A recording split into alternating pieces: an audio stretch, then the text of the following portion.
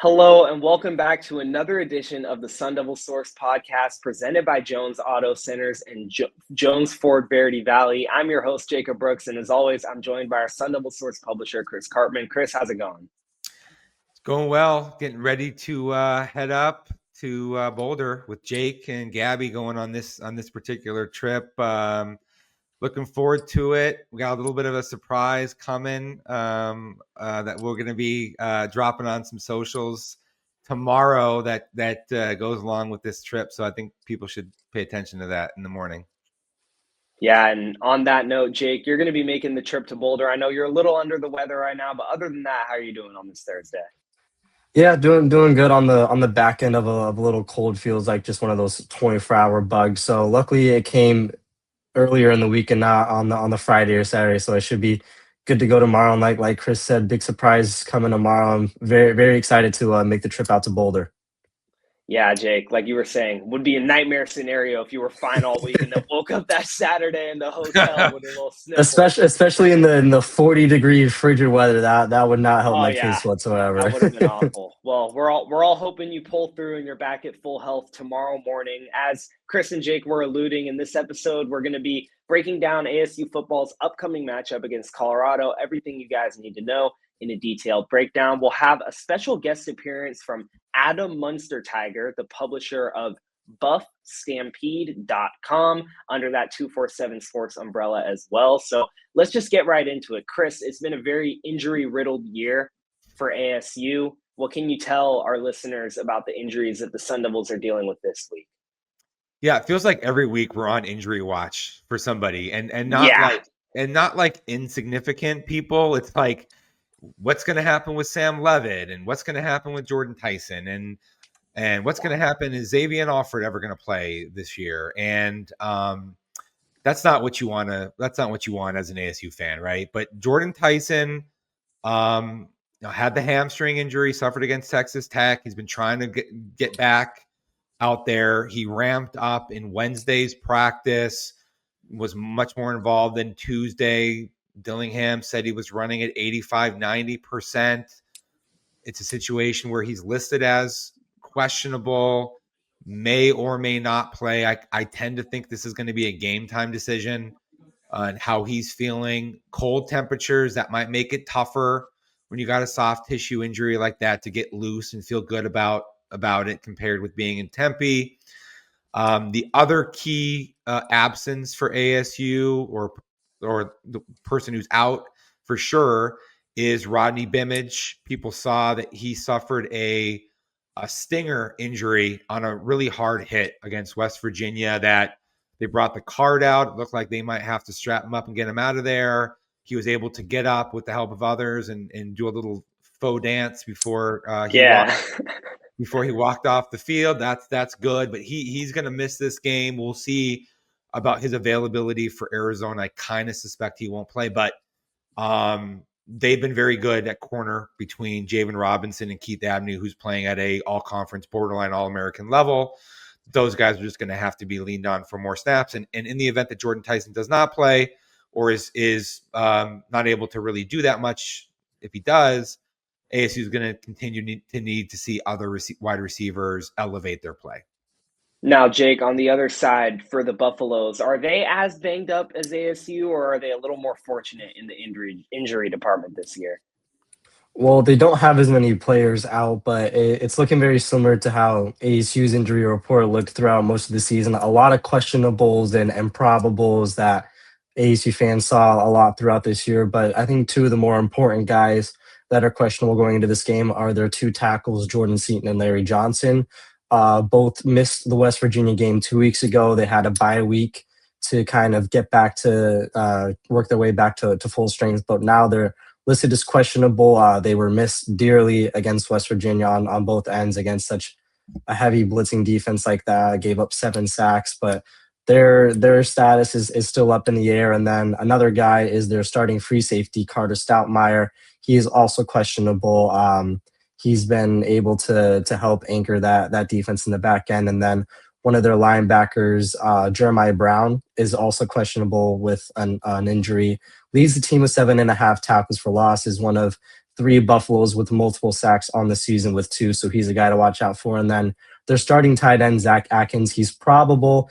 He's pretty much the only tight end that's been featured in this offense, so he's more than likely going to be able to go, but just something to watch out for. And then another probable is their linebacker, London Merritt, as a true freshman, 22 tackles, 7 tackles for loss, a pretty key part of that 3 linebacker defense that they run in the front 7. So those are the big injuries for Colorado. They have a couple guys out, like their cornerback RJ Johnson and their safety Ben Finiseth, but they haven't been implementing too much so far into the year. But one guy that isn't listed on the injury report is their running back Simeon Price, who hasn't played since September 20th. He leads the Buffaloes, averaging 6.4 yards per carry in the first 4 games of the season. Colorado hasn't seen him back on the field since, and it doesn't look like they will this week. So with the injuries out of the way, guys, let's just get straight into our detailed breakdowns. I want to start off with Colorado's offense. The Buffaloes, they're 3-7 overall, 1-6 in conference, 3 losses in a row, ineligible to make a bowl game this year. Obviously, not the type of season that Colorado fans were hoping to have. And with that in mind, and then the injuries that you were just talking about, Jake, a potentially banged up offensive line, what is your outlook on Colorado's offense for this matchup? Yeah, this is the gunslinging offense under Pat Shurmur. It's what led Shedeur Sanders to throw for over 4,000 yards last year and place top 10 of the Heisman voting, win the Johnny Unitas Golden Arm of the Year as a senior. And this year, it's been a bit of a quarterback carousel, one might say, starting off the year with the redshirt sophomore transfer Kylan Salter from Liberty. After the first game of the year, Deion Sanders decided to go with his third stringer, Ryan Staub, in the second half of the Delaware game, and then started him against Houston, decided that wasn't the direction they wanted to go, and then went back to Salter up until about 3 weeks ago, where he started true freshman 5-star quarterback Julian Lewis, who at this point is the highest PFF graded player on Colorado's roster. In the past couple of games, 2 weeks ago against West Virginia, threw for 299 yards as the season best for any of the Colorado players. And I think the biggest question right now that Colorado has to answer, I should say, is whether or not Julian Lewis will play the last 2 games of the season. He's played 3 games up to this point, and in terms of wanting to retain that red shirt instead of playing 1 extra game with them not being bowl eligible, that's something that they'll have to decide with 2 games left in the season. But Lewis is much more pocket oriented. We saw he threw for 299 yards against West Virginia. He's athletic still, but he is much more comfortable with design throws compared to Salters, who is more of a dual threat read option quarterback, which is the type of quarterback that ASU has struggled against this year multiple times. So that may play into who they decide to start. They may start Salters because they know of the troubles that ASU has had with read option and triple option type quarterbacks, with Salters being one of those. So that's pretty much, I would say that's one of the bigger things that Colorado will have to deal with going into the weekend. And obviously the health of their offensive line. It's been a really big emphasis the past couple of weeks, with the game against West Virginia 2 weeks ago and then the bye week, trying to get their offensive line back to full health. They gave up 7 sacks against the Mountaineers, and that was without both of their starting tackles, but it also didn't help that West Virginia was such a blitz-heavy offense. So that's really the biggest thing.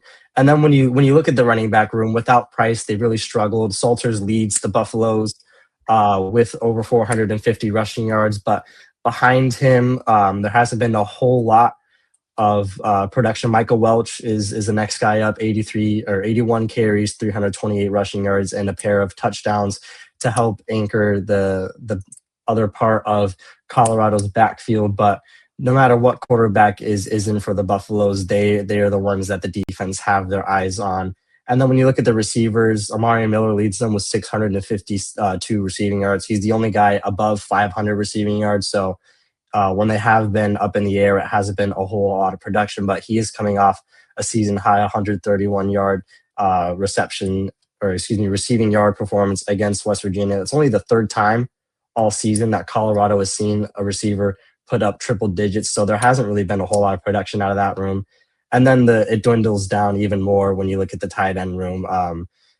Zach Atkins is the only guy in that position that has multiple catches, 15 for 93 yards. So their tight ends have been mainly a lot more productive in the run game where they're setting the edge. They haven't been looked at too often by Colorado's quarterbacks when they're out in the open field. So I think the biggest thing about this offense is just who's lining up under center.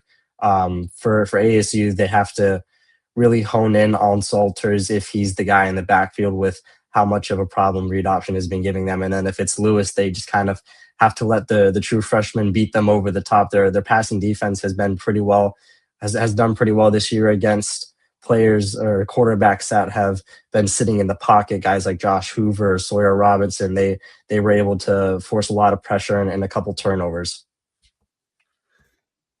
Yeah. So I read the injuries or the availability report a little bit different than you, Jake. I think the fact that Simeon Price is not on it is not an indication of him being out. I think he would have to be on it if he were out, unless it's a season-ending thing and we just didn't know, it didn't get reported. But I think that means he might be back this week, and we'll see. He ran the ball better than their other backs early on in the season.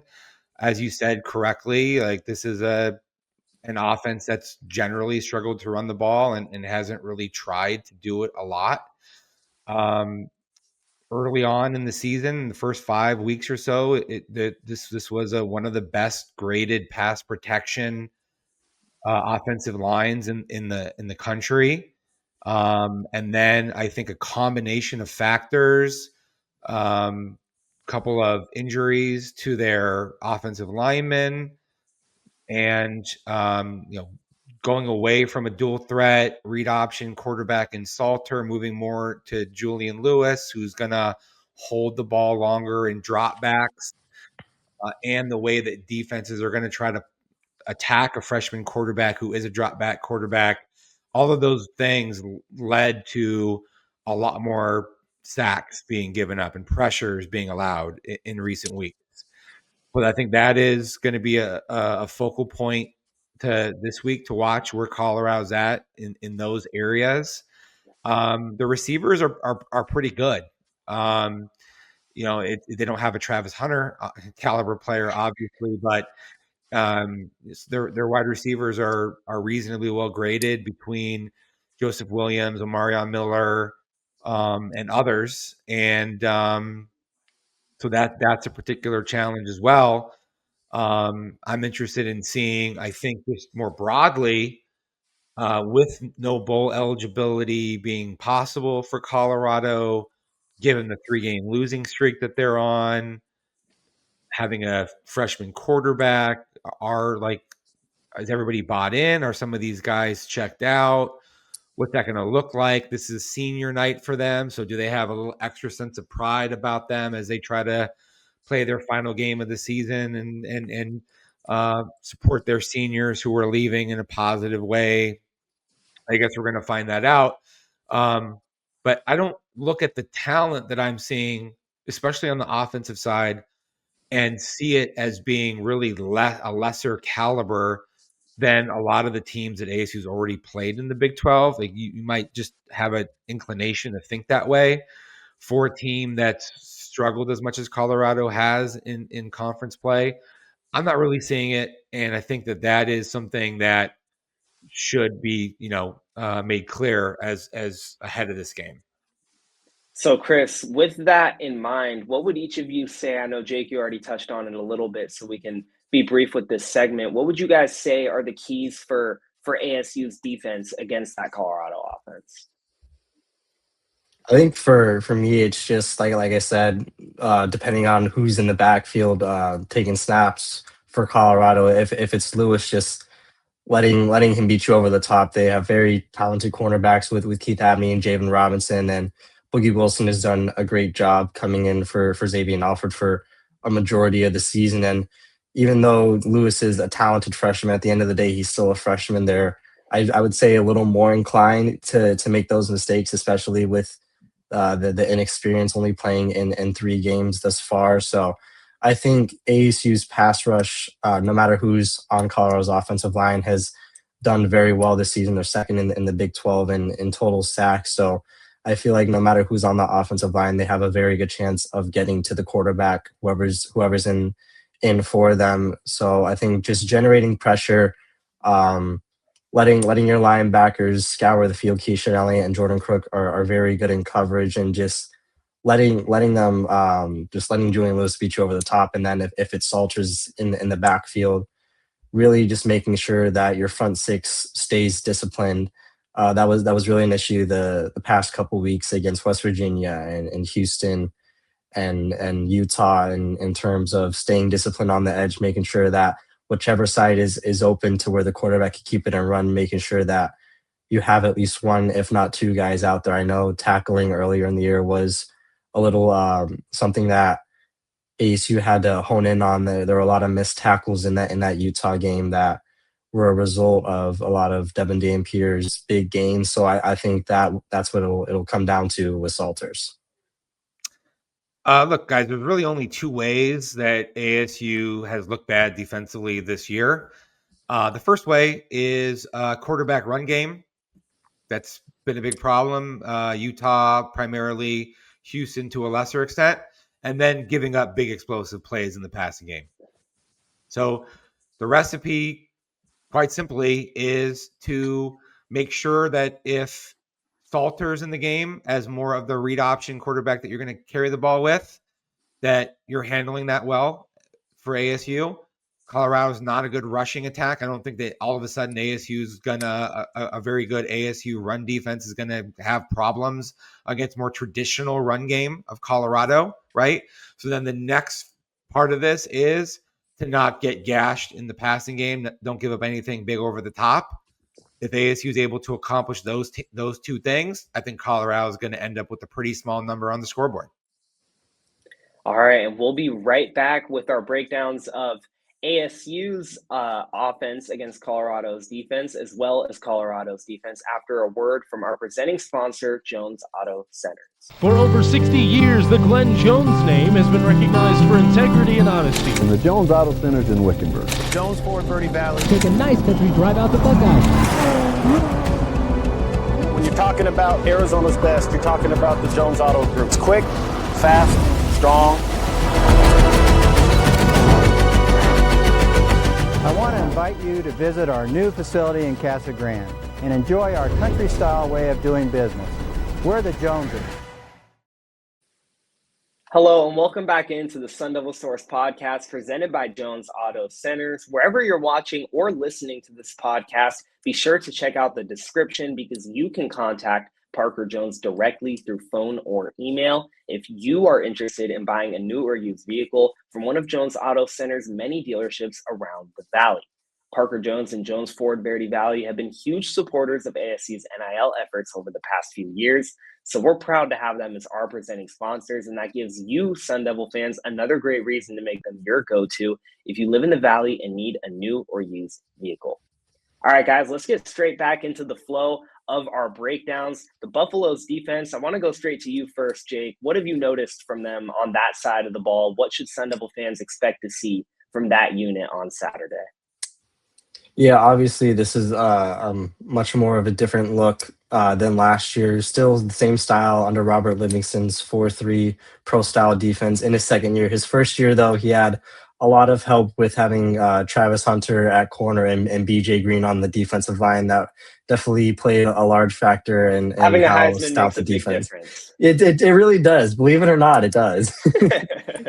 But this year has seen a big dip, specifically in the run defense. It's the worst run defense in the Big 12. They're allowing 210 rushing yards per game 6 different times. This year, they've given up 200-plus rushing yards. They gave up over 300 to Georgia Tech and 422 rushing yards to Utah, the 7th most given up by any team this season and the most by a Power 4 team, with the other 6 coming early in the season against a lot of lower-level teams playing high-level teams. And the biggest part is that 150 of those yards were given up to the quarterback, and it wasn't Devin Dampier, it was his backup, Bayard Ficklin. So that just kind of shows how gashed they've been by opposite their opponents and their quarterbacks. They gave up 156 rushing yards to Haynes King against Georgia Tech, 83 yards in a pair of scores to Connor Weigman against Houston, 98 yards to Bear Bachmeyer and BYU. Like I said, Ficklin against Utah, and then only 58 yards to Scotty Fox against West Virginia, but he was also able to pair that with his arm in the air to lift them over Colorado 29-22. So that's definitely the biggest thing for Colorado is just they have not been able to do much in the trenches. And with Jeff Sims posting a program record, I think it was 228 rushing yards 3 weeks ago against Iowa State. If ASU is able to do anything like that, they should have no problem running up the score against Colorado. But the one thing is that Colorado did have their only conference win against Iowa State. They held Rocco Beck to just 31 rushing yards. He was a guy that is very mobile, has run quite a lot of QB design runs this year, and ASU was able to stop a lot of those, which helped in their win against Iowa State. So Colorado did show flashes of being able to do that, and that win came at home in the cold weather at Folsom Field. So that may be the one kind of defensive performance that Colorado will want to try to channel against ASU. But in the passing game, they're pretty much middle of the road. They allow 209.8 passing yards per game. That's ninth in the Big 12. The two teams that were able to torch them in this were Arizona and TCU, which were against quarterbacks like Noah Fafita and Josh Hoover, who are very sound in the pocket. They don't scramble too often, but Fafita and Hoover both threw for 4 touchdowns each in their blowout wins over Colorado. So they will try to force opposing quarterbacks to throw in the air as much as they can, but with how much teams have been able to run against them, I don't see any reason for ASU to try to make Jeff Sims have a game like he did against West Virginia, where he's throwing the ball a ton in the first half. Yeah. One little point of disagreement. I don't think that Rocco Beck is used on a lot of design quarterback runs until they're near the short red area or on 3rd and 4th and short. So that's not the same as playing against Dampier at Utah or Wegman at Houston or a couple of these other teams. Haynes King. I think the scary thing for Colorado's defense is that whenever they've played triple option or heavy design quarterback run game, they've been really bad. And that's especially problematic if you're going to be playing base 4-3 defense. Like that's when you should be able to be a little more physical around the line of scrimmage against that style of play. And they have not been able to do that. And then to make matters worse is that they've been gashed in their man coverage with some big breakdowns or guys just getting beaten. We play a lot of man coverage, right? The better the receivers that you have, the more problematic that approach would be, right? But I would say that this is one of the least impressive defenses that we've covered and previewed this week. And so we'll see how that translates on the field. But Arizona just blew the doors off of Colorado in Boulder a few weeks ago. And that was after Utah destroyed this defense. And then West Virginia did okay, decently well against this defense. So I don't see a lot of reason to have great confidence if you're Colorado fans in where the defense is at right now and how that portends to this game or into the future. Yeah, giving up back-to-back 50-point games is definitely not a recipe for success. With that in mind, moving ahead to ASU's offense against that defense, ASU had 2 very starkly different game plans with the game against West Virginia and the game against Iowa State. And the general sentiment that I feel like all of us gathered throughout the various media availabilities with Jeff Sims, Kenny Dillingham, and Marcus Arroyo was that the game plan with Jeff Sims on the ground against Iowa State was because that's what they felt gave them the best chance to win. They switched it up against West Virginia because they didn't feel like that was a matchup where it made sense to do that again. do you guys view, and I know, Jake, you kind of alluded to this a little bit, do you guys view this as a matchup where ASU could, in a similar fashion to the Iowa State game, lean on Jeff Sims on the ground, or do you feel like this will be more of like a generic or neutral matchup? And how do you guys feel like if Jordan Tyson were able to go versus weren't able to go could potentially change that whole dynamic?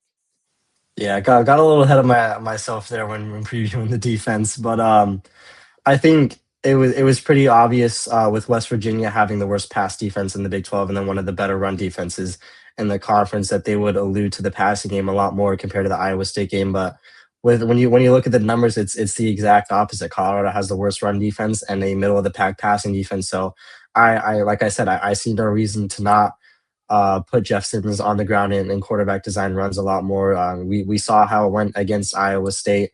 And I think because of how bad Colorado's run defense is, there's no reason to put yourself or Jeff Simmons in that situation, especially against man coverage. We saw the reason that Jeff Simmons was able to throw for 3 touchdowns in the first half against West Virginia was because they were playing zone defense that he was just able to pick apart.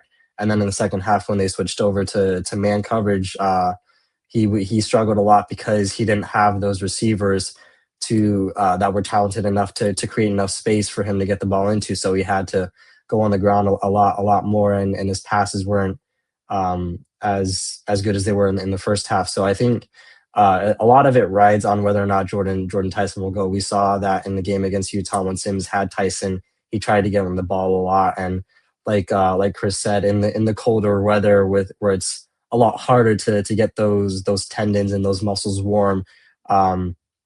It'll be harder for Tyson to get back to full health and for Kenny Dillingham to be confident enough to put him back in there without running the risk of re-injuring him too much. So I think if Tyson does play, I think the passing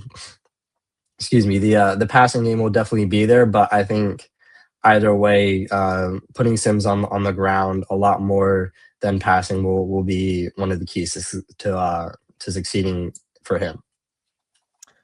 Yeah, I'm not expecting much from Jordan Tyson if he plays in the game. I think he wants to play because it's Colorado and that's where he transferred from. There's an emotional component to him. Plus, he's just a guy who wants to be out there on the field. You can see it all the time. Maybe they use him as a decoy if he plays because you got to be worried about, whether you need to roll coverage over there or, have a second defender in the area.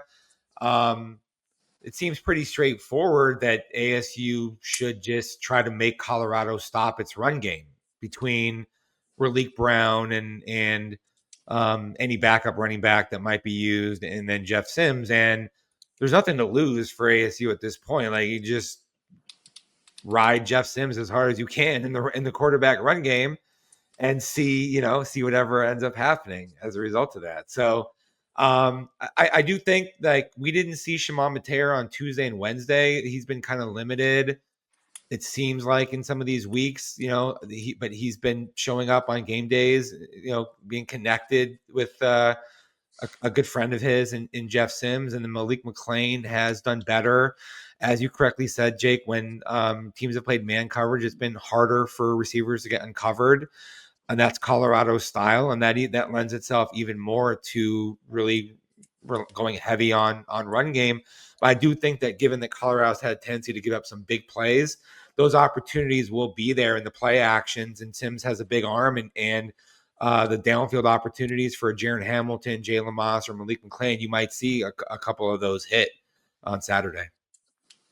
Yeah, Chris, I just want to provide one other thing to what you were saying about Shimon Mateer. On Tuesday, when we didn't see him at practice, he did post on his Instagram story that he was back home in Miami with a broken heart emoji. So I do think it might be something off the field that had to do with him not being available at these 2 practices. Just a little bit of clarity for our listeners. In terms of analysis on Colorado, us ASU reporters can only go so far. So let's tune into Chris's interview with Adam Munsterteiger, publisher of BuffStampede.com, for their conversation about what ASU fans could expect from the Buffaloes this weekend. Okay, welcome back on the Son of a Source podcast, presented by Jones Auto Centers, joined by Adam Munsterteiger. He's the publisher of Buff Stampede for 247sports.com. We've known each other for a couple decades now, Adam. pretty excited to be back, going back up to Boulder. It's one of my favorite stops. One of the schools that I feel like I'm glad made the move from the Big 12, from the Pac-12 to the Big 12. What's it been like covering Deion Sanders for the last couple of years? That's what everybody probably wants to know. It's been a roller coaster for sure. But yeah, first off, Chris, it's great to join you. A couple decades have flown by, haven't they? It's crazy. But I've always loved the work you do on Sun Devil Source. So continued congrats on your success there. As far as covering Coach Prime, like I'll say this, I'm glad I was a veteran reporter when this happened, because it's been a roller coaster. It's been untraditional. It's been a lot. The highs have been high, the lows have been low. And as a reporter, you're kind of in the middle of that, right? And so you're compartmentalizing a whole lot around a lot of emotion that's taking place around you, big personalities.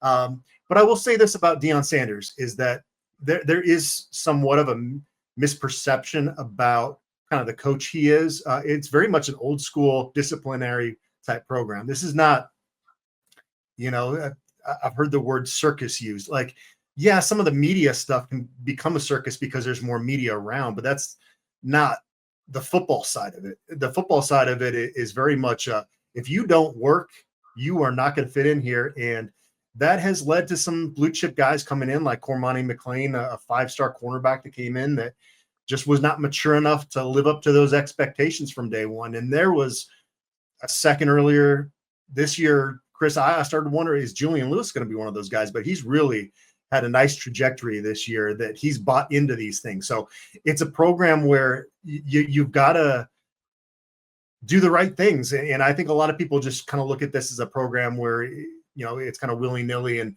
that's definitely not the case. If anything, Deion Sanders is the most disciplinary coach I've covered at Colorado.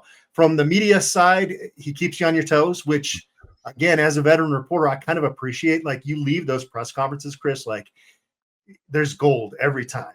You never leave a press conference going, What am I going to write about? It's like, do I have enough time to write about all the things I want to write about based on this? Sure. And so I've appreciated that part of it. Our access as media has been limited. That's been challenging, but it's provided a lot of memories. Like, I was in New York City 11 months ago covering a Heisman Trophy ceremony. I didn't think I was ever going to do that on the Colorado beat.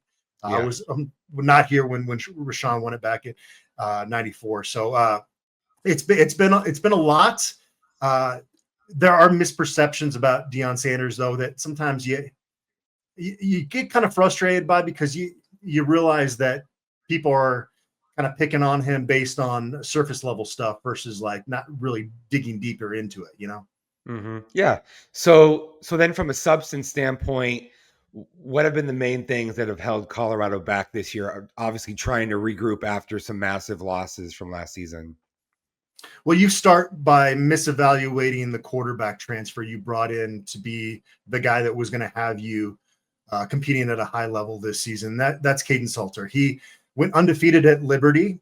That's not the Power 4 level, but it was a solid program at that, non-Power 4 level. They played Oregon in the Fiesta Bowl his junior season there. He kind of had a drop off a little bit last year, but this is still a guy that rushed for over 2,000 yards as a dual threat quarterback at Liberty. And so you thought him coming in was going to take a lot of pressure off this offensive line. And to some extent it did. The O-line play did get better until their first bye week. We'll maybe touch on that a little bit later. But when you misevaluate the most important position on the field, that kind of sets you behind the 8 ball.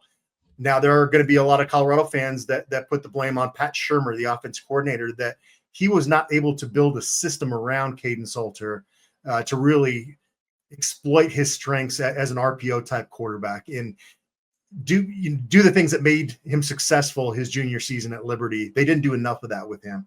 They kind of wanted him to fit their mold a little bit more than most Colorado fans feel. I think the blame goes both ways. It's Caden Salter didn't show up with the right type of leadership skills and voice in that locker room. It's like a point guard in basketball, Chris. Like, the quarterback, even if it's not in your nature, you got to find that voice. Like, it just doesn't work if guys can't rally behind you. And so that's the first issue. And then defensively, they misevaluated a lot of the transfers they brought in on that side of the ball. Colorado ranked second behind Texas Tech with their overall team recruiting ranking on 24/7 Sports this past offseason, and that includes the prep guys, JUCO transfers. So they brought in on paper a lot of talent, but linebackers they brought in didn't pan out. They've had injuries on the defensive line. Cornerback is a position that you never expected to struggle in Boulder under the watch of Deion Sanders, and they've underperformed this year. DJ McKinney was a preseason all-conference selection. He hasn't even he's going to have to come back. He was projected as an NFL guy, but he has not played up to that standard. On the back end, you've had a couple bright spots with some injuries in there. So it's been on some level kind of a perfect storm between misevaluation and then going back to the offensive coordinator, just not being able to really tailor this offense to maximize what Caden Salter could do early on. And now you've got a true freshman quarterback out there and you're building for the future. You're saying a lot of things there that will ring familiar with ASU fans who are pretty serious. I mean, Kenny Dillingham's first year brought in Drew Pine, Jacob Conover. I think those evaluations were missed. It didn't work out with Jaden Rashada for a lot of reasons. And even this year, there are, I think, some evaluations that didn't hit as much as last year in the transfer portal. That's going to happen. I was interested in the Q&A that we did that's also going to be up on the site. How you said that Colorado's offensive line was actually very well graded from a pass pro standpoint before a more recent stretch where there were some injuries and things kind of fell apart. So when you have Julian Lewis, a freshman quarterback, who's having to, overcome that, right? What has that been like? And where do you think that the offense is at right now going into this week? Well, in his first start against West Virginia prior to their bye week here recently, they gave up 15 tackles for a loss offensively. So that's a lot to ask of a 18-year-old true freshman quarterback to overcome that, right?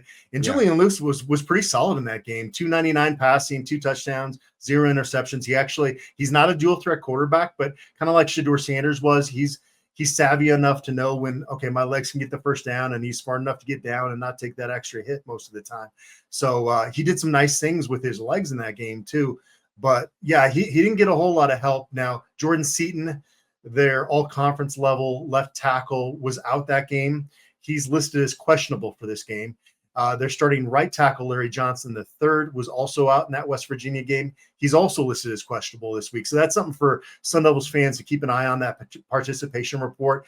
It could come down to a game-time decision with both those guys. Jordan Seaton was in a walking boot down on the field at West Virginia. But again, they did have that bye week, and I heard that walking boot, like it is in often cases, it's just kind of more precautionary. So we'll see if he's back in the mix. That would be a big boost, I think. Julian Lewis has given this program a little bit of juice. We've heard that from some of the veterans of they don't have the bowl eligibility carrot dangling out in front of them anymore. They're 3-7. So they know that they've only got 2 more games, and kind of this feeling of, for the older guys, of we can't go out on a long losing streak. And for the younger guys, let's rally around Julian Lewis. It's been a little bit different vibe around the program since they did announce that Julian Lewis was going to start against West Virginia, because the prior couple of weeks were a disaster. They lost 53-7 at Utah and then 52-17 at home against Arizona. I mean, it was about as bad a 2-week stretch as you can have in college football. Yeah. So what will Colorado have to do offensively in this game? The rushing attack hasn't really been there. Is this going to be Lewis throwing the ball 40 plus times or what has to happen, do you think?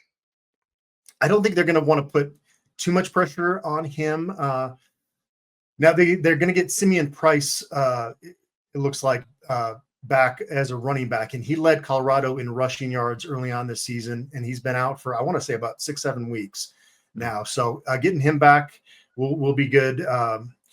You can't make it one-dimensional. They moved Draylon Miller and Cam Michael back to the backfield.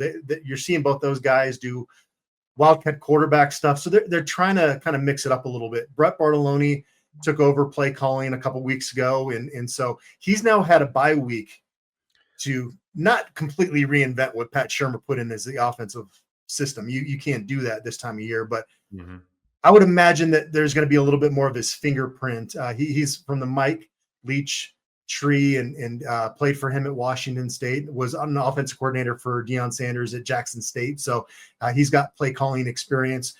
You could see maybe a few more wrinkles this week because of that bye week and having a new play caller there. But in terms of importance, it's got to be a balanced attack. Yeah, you can't put too much on Julian right now, I don't think. Okay.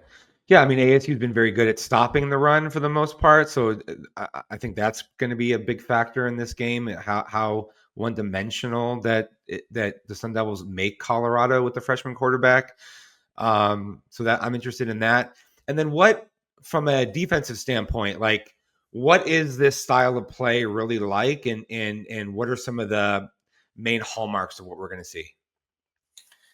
Yeah, a lot of press coverage, and they put a lot of pressure on those cornerbacks, and they have not, as I mentioned earlier in this interview, just have not lived up to those expectations. But it's a tough gig those guys are asked to go into. It's a fairly aggressive style.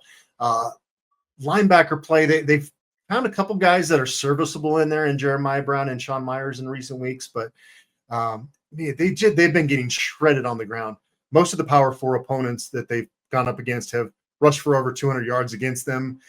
That's going to be in dual threat quarterbacks have been running wild. So I would imagine Jeff Sims is enjoying watching film of this Colorado defense right now, just kind of licking his chops a little bit. And they saw him a couple years ago out in Lincoln, and it's crazy just to watch his development, how much better he's gotten over time. But I think it's going to be a recipe for disaster. I think Arizona State gets 30 points in this football game just because they're going to have a really hard time, defending Jeff Sims in Arizona State's running attack. I'm interested to see because ASU hasn't done a good job, especially without Jordan Tyson, a handling man coverage, wide receiver, not really a strength. And so I would imagine that Colorado will try to load up the box, man coverage, and see if it can have some improved success against quarterback run game and what Raleek Brown's going to do. And we'll figure out if that has a chance to be successful or not. So I kind of think this game is going to be a little bit lower scoring than you. You mentioned 30 points. I think I said 24-17 was my prediction with ASU winning. What are some of the keys to this game for Colorado to win, would you say? And elaborate a little bit more on what you think that the outcome might be. Yeah, you got to give Julian better support than what he had in the first game. And he made some incredible throws in his first start, stuff that really kind of re-sparked kind of the interest from the Colorado fan base, which was starting to get pretty apathetic at that point. So putting him in position to have success. And there's been a lot of pressure on Brett Bartolone, who's taken over play calling duties, to really dial up an attack here. These next 2 weeks are going to set him up for success. So from the Colorado side, that's it. If Arizona State runs the football successfully, like most of the Power 4 programs have against them, I think they come out of Boulder with a 6 or 7 point victory. I think that there is more juice in this Colorado program. It's senior night. There's going to be a lot of energy in that stadium, despite the 3-7 record. But certainly there's no way I can pick Colorado to win a football game right now, even despite the fact that there's going to be some motivation for them coming into this football game. Okay. And this is one of my favorite trips for people who are making this trip, ASU fans. What do you recommend? My favorites are Avery Brewery. And there was a barbecue place that I think was affected by the fire and closed down several years ago. That was in like the Superior Broomfield area. I'm not remembering off the top of my head. But what are other spots? There's a few like kind of famous, standby spots in Boulder. What would you recommend that people check out for either maybe after the game, nightlife, or some meals before the game, or anything along those lines? Yeah, definitely. I got you. I was, as you were saying that, I was curious. Wayne Smoke Shack, I think is what you're talking about, right? Yes, Wayne Smoke Shack. Did you get the brisket there? I did. Yeah. Good stuff. Yeah. Yeah. They're reopened. So I might have to make a pit stop at Wayne's. Yeah, no, they definitely have the best brisket in town. There's no question about that. Okay. If you're staying in Boulder, the Dark Horse is kind of an institution. I don't know if you've ever been there. It's kind of this massive dive bar restaurant that has really good burgers. Yes. Way long time ago I did. Okay, long time ago. Okay, yeah. And if you're not opposed to peanut butter on a burger, I'm telling you, it's going to shock your world. Your taste buds are going to love it. Get the Jiffy Burger if you go there. The Sink on the Hill in Boulder is another institution. It's got really low ceilings, good just comfort food. And then Pearl Street is the area that you can just walk up and down. It's a pedestrian mall, and there's tons of, especially if you're going out with a significant other, to be able to roam around there. There's tons of restaurants there. Passages is kind of a CU institution there as well. But if you're a hiker, you got to get out to Chautauqua Park. And there's a free shuttle now that will take you if you just Google Chautauqua Park. It's right at the base of the Flatirons, and there's some really good trails around there. It really, if you just want to kind of take in Boulder, that's an experience to just really be able to get some good pictures and just kind of take in the Flatirons. So those would be some of the main spots. But yeah. Now you got me thinking about Wayne Smoke Shack. I'm going to be thinking about that the rest of today. See that? I'm going there. I'm going to get there on Friday, hopefully. Well, I really appreciate it, Adam. Always great to see you, and looking forward to catching up more on Saturday. Adam Munster Tiger, buffstampede.com. Make sure you check out his work. He does a great job on 247sports.com. Thanks, Chris. Thanks again to Adam Munster Tiger from buffstampede.com for his time. As you guys have probably noticed behind Chris on all of our Thursday episodes, he's got some ASU artwork up behind him. You can check it out from Christopher Roach. He's active on our Sun Devil Source board. We appreciate his support, and he makes some great artwork. He does stuff outside of just ASU football. He has a lot of other stuff, including his Neon Pieces collection, where he just recently sold one of his pieces. So congratulations to him on that. But if you're looking for Sun Devil artwork, I mean, this is the place to be. You've got the Cam Scadaboo painting, the Jail Mary painting, Pat Tillman painting, the Camp Tonazona Water Tower painting, a ton of amazing and authentic options that could surely spice up your setup if you're a Sun Devil fan. So make sure to check that out at ChristopherRoachArt.com. That's ROCHE, and you could get yourself one of those pieces today. All right, well, we've got our keys to the game and predictions coming up, but before that, I wanted to play a package that I've spent the last couple of weeks working on. As you guys that are on social media have probably noticed, there's been a big rise in hate towards college athletes on social media, which I'm not particularly fond of. They're college-age kids. They're not professionals. People need to spread a little bit more kindness and not have as much hate on social media. And on the topic of that, there's been a big uprising on ASU's side of Instagram with people making these quote-unquote Glazer accounts intended to give ASU football players their proper shine. This feature is going to be several minutes long. We'll play that right now, and then after that, we'll get into our keys to the game and predictions. Hate. An ugly four-letter word that used to live only in the back alleys of social media that's now been finding its way onto main online avenues, with college athletes being treated like trash. I remember when I was younger, it used to affect me, but you really just can't pay attention to it. You got to know within yourself who you are. You get to a point where you know who your support system is, you know my family, and at that point, anything else anybody else says doesn't really matter.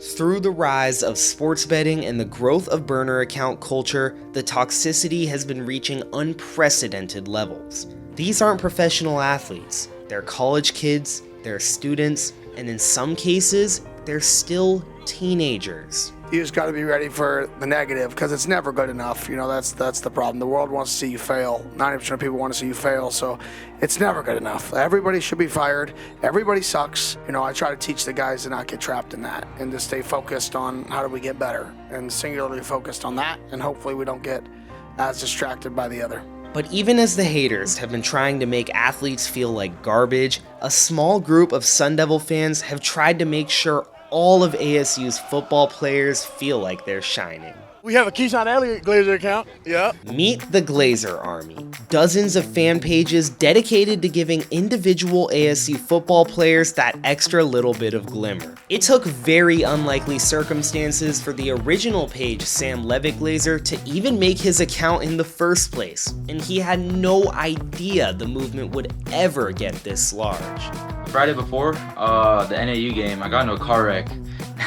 I was just sitting in bed all day on Saturday, and I was like, you know, I'm bored. I know the Sun Devils play football today. I'm gonna make a little fan account for my glorious king, Sam Levitt. Although Tyler's page started as a silly solo pastime, more accounts followed suit to create a real faction of fan pages. Since then, the positive light they've been spreading, in contrast to the typical dark shadows of social media, has made a real impact on the ASU football community. I know that some of the players actually they talk to us and they interact with us and they like our stories and stuff. So I feel like that gives them a little bit of a morale booster. Definitely, I just feel like it's just something that gives guys confidence. Like, dang, it's something we joke about, laugh about. It's just, see your Glazer account and stuff like that. They posted this or something, they'll tag us. It's cool seeing this. It's cool. We've seen them and we appreciate them. They're great people, so it's hilarious seeing all of that stuff. We send it to each other here and there. It's just funny to see. It's a great time. I would definitely say it's made an impact. You've seen a couple guys sharing the stories here and there. So I think it's been cool. Like I said, just to get a good laugh at, and just knowing that we got people out there that's caring, want to see that, and really willing to put in the effort to do all that. I think that's pretty cool. Most definitely, bro. I think it's awesome, bro. Just seeing the fans pouring into us. I mean, because their energy, their effort, and their passion. We feel that on the field, and just seeing them go out there and do a bunch of pages just to show their support for us. I mean, it's just awesome. A new wave, I guess they starting, and I like it. It's cool, it's fun, it's funny, it's just funny. But it's cool though to see it for sure. Shoot, just natural supporters, Shoot, you can't take it for granted. Shoot, those type of people you love, gotta love them up, man. Awesome. Is it all positive? Bring more. Bring it on, baby. How many? We got 107 kids on the team. So even the players' families reach out to the accounts and they follow us and they say yeah, they love this account. They think that's funny. And yeah, just shout out to the Glazers. With how easy it is for players to fall into the demoralizing traps of all the hate-filled online avenues, it's good to know that some people out there are truly focused on bringing about genuine positivity towards the athletes they admire. In Tempe, Jacob Brooks, Sun Devil Source. Yeah, Jacob, I'm glad that we did that story because there's just way too much in the sports betting culture and how that's pervaded in college, and they just don't have enough respect and boundaries. In earlier versions of social media, it really wasn't like this. I feel like there's just all these burner accounts and nameless people that like to just talk a lot of negative stuff at these athletes, who are they're still growing up and coming into their own, and they're trying to be the best versions of themselves. And there's not a lot of reason for that. And so it is cool to see that you got these other young people, a lot of whom were students, who are trying to counterbalance that with some positivity, that these athletes are able to see, okay, hey, it's not all bad and negative and people that want to talk trash on the internet. And so I think that giving a lot more people awareness to the fact that that's going on, while mentioning just kind of how bad that this culture has pervaded social media with the toxicity, I think is important for us to do. Now, with that in mind, let's get straight into our keys to the game and official predictions. We'll go Jake, then Chris, then me, and then we have our score predictions from our Sun Devil Source staff members that are not present right now as well. Yeah, I think it starts with Jeff Sims. Like we said earlier, with how bad Colorado's run defense is, it's getting the run game started early. I know Raleek Brown hasn't hit over 75 yards in I think 5 or 6 of his last 5 or 6 games. So I think getting both of those guys going is going to be hugely important, especially in the cold weather. It's going to be hard to throw the ball up there. So I think that's my first key of the game, and then my second key of the game is going to be special teams. We saw how huge it was that ASU only had 5 total penalties last game, and in recent games they've had penalties taking away scoring drives, actual scores, and touchdowns. And I think them only having a handful of penalties against West Virginia was a huge part in them being able to win the game. And also with Canyon Floyd averaging over 50 yards per punt, being able to effectively flip the field for the first time in what's felt like a long time for ASU was huge in their last game. And I think it'll continue to be in the environment like this. But I think the biggest key is going to be ASU not letting this be a quote unquote trap game. They're 1-3 when they're ranked. They were just recently ranked number 25 in the college football playoff poll earlier this week, and it's very easy for them to look ahead to the U of A game with how good both teams have been doing, and with it possibly having some Big 12 title implications. But like you said, this is senior night for Colorado. This is their last home game. For all the seniors on the team, they'll be playing like it's their last home game. And with all the talent that Deion Sanders has recruited, although the record that has reflected on the season hasn't really been at its highest, I think there's still a lot of talent that can't be overlooked on this team. Yeah, I don't see any way that this could be perceived as or emotionally a letdown, like a trap game. ASU absolutely needs to win. It hasn't been blowing out, almost anybody that's been playing. These are all close games. Doesn't have star players, key players. Colorado's record isn't attractive, but I don't think that really matters. This is a just run the damn ball game for ASU and Jeff Sims. I don't see any reason why the Sun Devils shouldn't have 250 rushing yards in this game between Sims and its other rushing options. Maybe there'll be a big play or two. I think that's the thing that would make this a more open game than I'm sort of anticipating it being. I think Colorado's going to have a hard time stringing together drives or hitting on big plays to be successful. There'll probably be a couple, but not more than that. I'm guessing this is on the lower end because it'll be a lower possession game with a lot of ASU possessing the ball on the ground. I'm guessing that ASU wins by something like 24-17. Oh, that's right. I forgot to put my score prediction. Mine's 20. Mine's 27-13 ASU. All right. So for me, I'll keep my keys to the game brief because they kind of just ditto what the two of you already said. This has to be a similar game from ASU's offense to the Iowa State game. If Jeff Sims can have anything remotely similar to his record-breaking performance against Iowa State that got his jersey put in the Sun Devil Athletics Hall of Fame, then ASU should walk out of Boulder victorious. I think there's no world where ASU doesn't get the win if they get that type of rushing performance again. And then I think on defense, it's just going to be not giving up the big play. I know, Chris, you talked about that a little bit in your segment talking about ASU's defense. This is a game where I could see it being closer than it should be on paper if ASU's defense gives up that one big play touchdown and you're looking at it and you're like, wow, why is Colorado within one score right now? It feels like ASU's been dominating the line of scrimmage and doing this and that, but I'm going to err on the side that doesn't happen. I'm going to err on the side that ASU's defense converts on my key to the game, and I am going to, in slightly bold fashion, predict that this is the first blowout conference win that ASU has and the first conference win where ASU scores over 30 points. I'm going to say that ASU wins with a final score of 37-13. Wow. Okay. That's my prediction. Going a little bit against the grain, but that's what I'm feeling. Colorado's defense is kind of suspect against what ASU tends to be better at, so it's not implausible. I could see it maybe. Yeah, with that in mind, for our Sun Devil Source staff predictions from people who aren't here right now, Sun Devil Source MMJ Gabby Chernoff predicts that ASU will win 34-13. So very similar to me, only a 3-point difference in terms of ASU's prediction and same points for Colorado.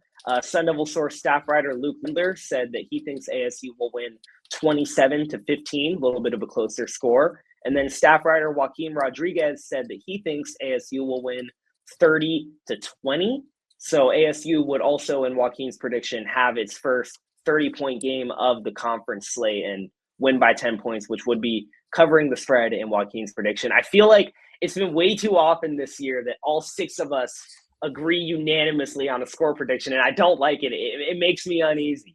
And listen, can I just add one more thing as we're doing this? I just saw that a Kenny Dillingham fan account responded to my tweet about your story by saying, "About to turn my account into a Chris Cartman Glazer account." You see what you have now ushered in?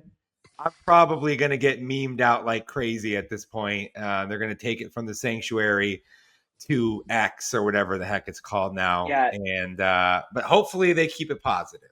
Yeah, dude, they made a Jacob Brooks Glazer account on Instagram where they posted a picture of me in my suit to the song "You Are My Sunshine," and then all the ASU football accounts like Sam Levitt Glazer and all them were commenting on it. It was kind of surreal. I was just sitting at my desk doing homework and I got the notification and I was like, "What in the world?"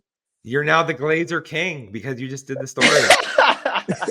so hey, there's a lot of glazing going around on the podcast here right now. And on the topic of that, I actually just saw in my messages Blake Neiman, former Sun Devil Source intern, sent me a tweet. Kenny Dillingham himself logged into Twitter and quote tweeted the video and said, "Jacob, this is an awesome video. Well done." So that's pretty cool. That's pretty cool, man. Yep. Yeah. Last little point that I want to hit on before we close off this episode is that ASU fans have probably spent the last couple weeks a little bit confused by all the tiebreaker scenarios that would or would not end up having Arizona State football back in the Big 12 Conference Championship game for the second year running. The key for Sun Devil fans to look out for is that the game that matters most would be Cincinnati beating BYU in Cincinnati this Saturday.